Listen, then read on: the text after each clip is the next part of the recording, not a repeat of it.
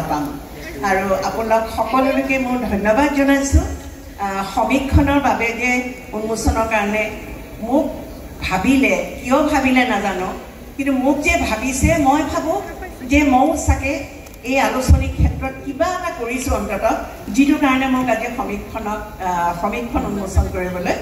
আমন্ত্ৰণ জনালে মই সেইটো কাৰণে মই কৃতজ্ঞতা জ্ঞাপন কৰিছোঁ আপোনালোকক সকলোকে কৃতজ্ঞতা জ্ঞাপন কৰিম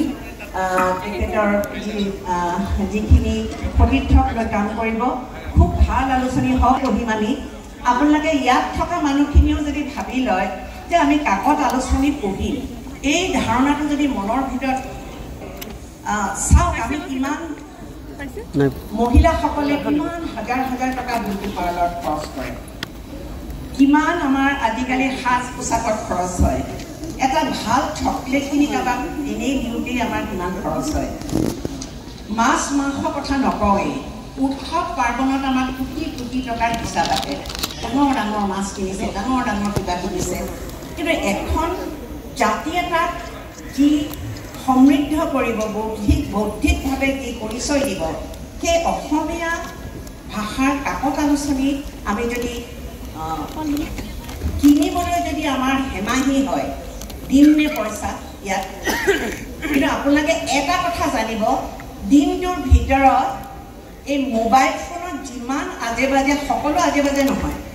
যিমান আজে বাজে আমি বিষয় চাওঁ